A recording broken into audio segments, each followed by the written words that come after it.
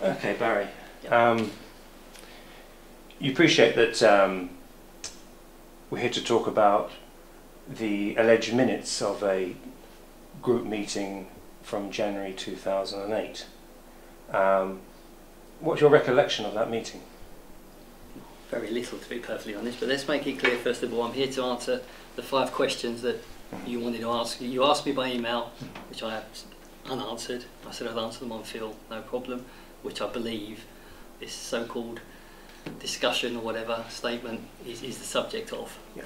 My recollection of the meeting is, as I said, 7th of Jan 2008, you've pointed out the date.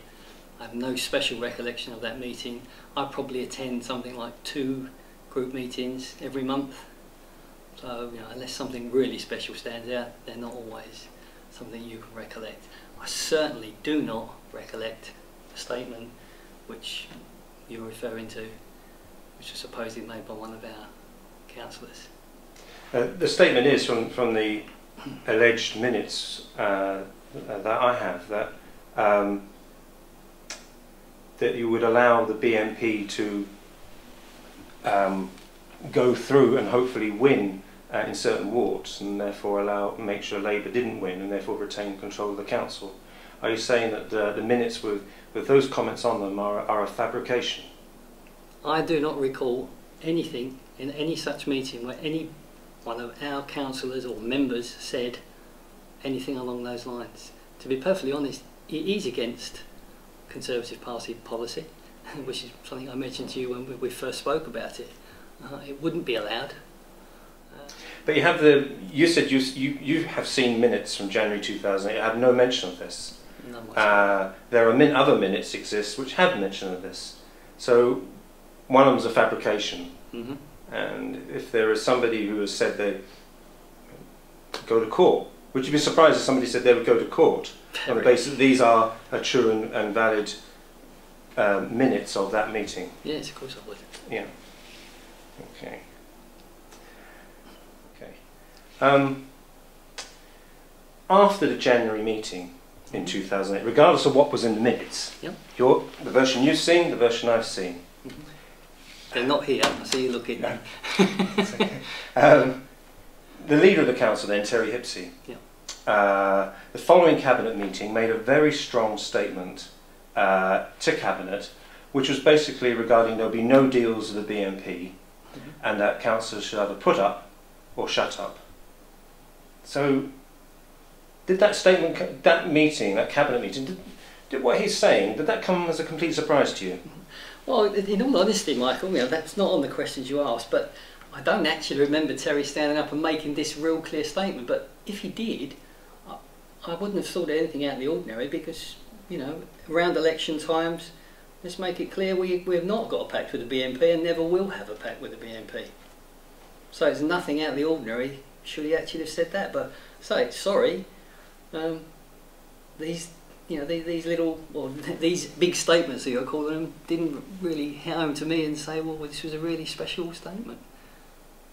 And you're confirming today that there is no sort of any form of pact or treaty or alliance, unwritten rule with the BNP? No, definitely not. Can you appreciate where people are coming from in that, certainly as a journalist, whenever you've gone to interview the BNP in Thurrock, it's a meeting at night in the moto services and a parade of cars, or a village hall, yep. etc., etc. Huge leap for journalists and members of the public to see them walk through this front door of the Thameside Theatre. Mm-hmm. So you can you understand where people are coming from in this leap, to see them being given what one would call credence and respectability? They are a legal political party. And anybody, I guess you're referring to their meeting at the Thameside Theatre, any political party could hire that room out for their political purposes. It's not something special. They decided to do it, they were allowed to do it. It really is as simple as that. This political party do what they do. I don't agree with them. I'm sure a lot of people don't agree with them. But some might say that Emma Colgate propped you up that night in March when Terry defected, stroke crossed the floor, and now she's come looking for her pieces of silver, a pound of flesh, and the Thames side is just one, her membership of the General Services Committee is another, and who knows where this is going to end. Okay, well, we're straying off the questions, but I don't mind asking them. One, I think you put it to me saying that them hiring out the Thames Side Theatre was a process to an end. Well, any process you're seeing there is pure speculation on your part. I have to categorically add that. Anybody can use that room. As far as a membership of the General Services Committee, it's a numbers game, Michael. They have a councillor, there's 23 of us, 23 Labour, 2 independents, 1 BNP. They will get a certain representation. They have to.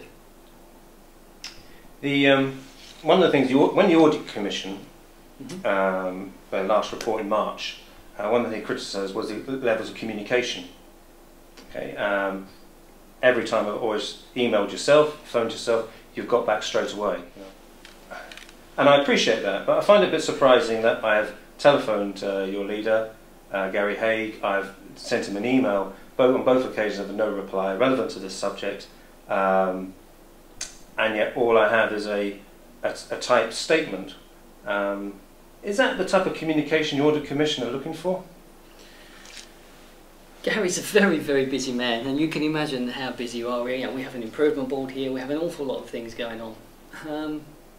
The communication that was mentioned in the Audit Commission was a general communication with our public, right across the board.